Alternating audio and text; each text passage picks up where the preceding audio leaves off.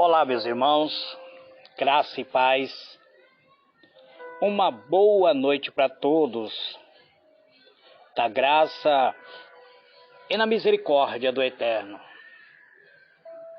Eu sou vosso irmão em Cristo, Gregório Louveira, de Campo Grande, Mato Grosso do Sul. Muito bem, amados, estamos estudando a Bíblia e hoje eu gostaria de estudar com vocês uma passagem que se encontra no livro de Romanos, capítulo 2. O capítulo 1 eu comentei ele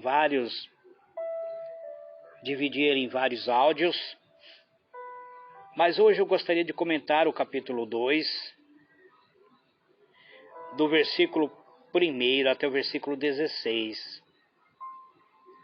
No capítulo 1, do versículo 18, o apóstolo Paulo fala sobre a ira de Deus ser manifestada dos céus sobre todos os homens, sobre todos os pecadores. Portanto,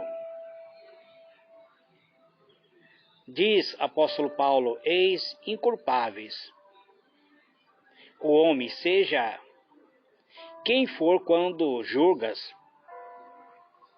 porque a ti mesmo te condenas em tudo aquilo que julgas no teu semelhante. Pois tu que julga, pratica exatamente as mesmas atitudes. Mas nós sabemos que o julgamento de Deus é de acordo com a verdade contra os que praticam tais ações.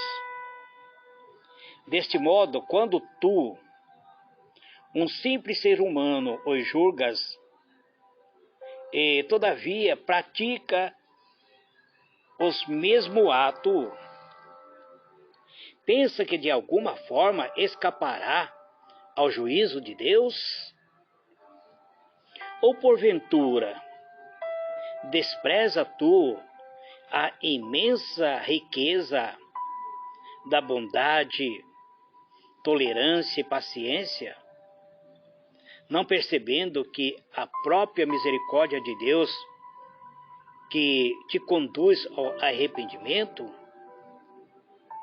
Entretanto, por causa da tua teimosia e do teu coração insensível e que não se arrepende, acumulas ira sobre ti no dia da ira de Deus, quando se revelará plenamente o seu justo julgamento. Deus retribuirá a cada um segundo o seu procedimento. Ele condenará o perverso, ele concederá vida eterna aos que, perseverando em fazer o bem, que buscam a glória, honra e imortalidade. Por outro lado, reservará ira, indignação para todos os que se conservam egoístas, que rejeitam a verdade e preferem seguir a injustiça. Ele trará tribulação e angústia sobre todo ser humano que persiste em praticar o mal, em primeiro lugar para o judeu e em segundo para o grego. Porém, glória, honra e paz para todos aqueles que perseveram na prática do bem, primeiro para os judeus, depois para o grego. Portanto, em Deus não existe parcialidade alguma, pois todos os que sem lei pecaram, sem a lei também perecerão. E todos os que perecerem sobre a lei, pela lei serão julgados.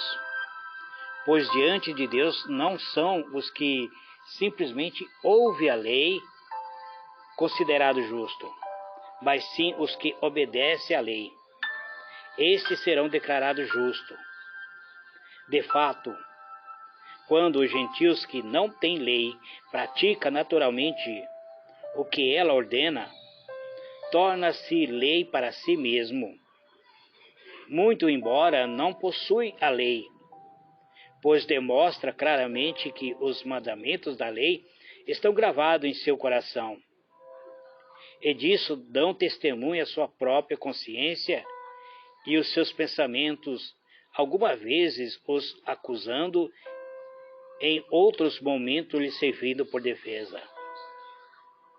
Todos esses fatos serão observados na humanidade no dia em que Deus julgar os segredos dos homens por intermédio de Jesus Cristo, de acordo com as declarações do meu Evangelho.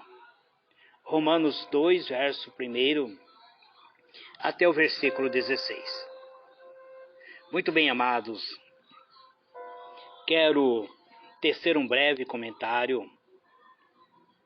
para o enriquecimento da nossa própria alma, para que assim nossa alma esteja revestida pelo poder da graça e misericórdia de Cristo. Os judeus, eles não podiam ser justificados pela lei de Moisés, mas simplesmente por olhar a lei ou só observar a lei. Eles tinham que praticar essas leis. Eles tinham que colocar em prática a lei. Também os gentios, se obedecessem à lei sem mesmo conhecer a lei, eles eram julgados segundo a lei. Então, os pecados dos judeus refutaram toda a vã confiança em seus privilégios. O versículo 1 até 16, apóstolo Paulo se refere, ele volta-se a toda a humanidade, ele volta aos judeus, os judeus que acreditavam ser povo santo, aqueles que acreditavam ser merecedores de seus privilégios por direito próprio, apesar de que eram ingratos, eram rebeldes, eram injustos. Porém, deve ser lembrado todos os que assim atuam em toda a nação, época e classe, que o juízo de Deus será conforme com o verdadeiro caráter deles. Em todo pecado voluntário há desprezo pela bondade de Deus. Quando pecamos voluntariamente, estamos desprezando a bondade de Deus. Porque quando pecamos voluntariamente, conhecemos que aquilo que estamos fazendo é pecado, então estamos desprezando a bondade de Deus. Embora as raízes da desobediência do homem são muitas variadas, todo pecado brota da mesma raiz. Contudo, no arrependimento verdadeiro, deve haver ódio pela prática da devassidão anterior. Deve haver uma repulsa pelo pecado, devido à mudança operada no nosso coração, numa transformação da mente que a dispõe a escolher o bom e a rejeitar o ruim. Também mostra um sentido de infelicidade interior. Ou seja, quando há o verdadeiro arrependimento, o nosso interior sente que somos infelizes porque há a sentença divina sobre a nossa vida. Sentimos repulsa pelo pecado. Sentimos ódio pela prática de tudo aquilo que contamina a nossa alma. Então, esse sentimento nos leva à mudança. Mudança produzida no arrependimento de termos nos afastado da presença do Eterno. Aí surge a nossa conversão, ou seja, somos convertidos novamente a Deus.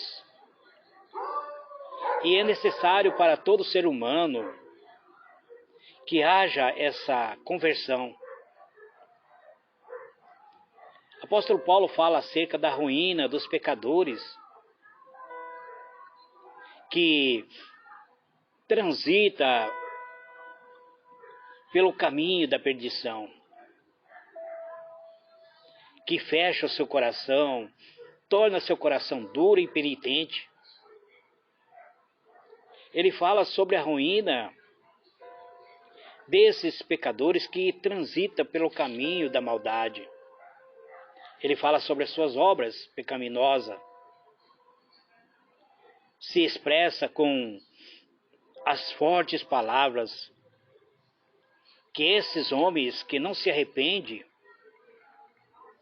ou seja, quando me refiro a homens, estou colocando ao mesmo patamar homens e mulheres que não se arrependem. E eles entesouram a ira de Deus sobre si mesmo. Note-se a exigência total da lei na descrição do homem justo. Exige que os motivos sejam puros e rejeita todas as ações motivadas pela ambição ou por fins terrenos. Apóstolo Paulo, ele trata com carinho a todos nós que nós venhamos nos arrepender, para que não venhamos nos afastar e nos perder para sempre.